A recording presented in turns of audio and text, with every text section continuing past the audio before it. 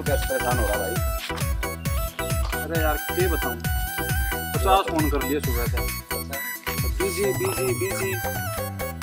मन तो लागे किसी और का फंस रही है यो। पता भाई विक्की भाई को क्या कहते हैं लोग? भैया को लव गुरु कहते हैं। सही टाइम पे कहता हूं।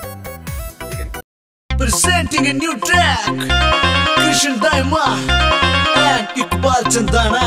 ओहो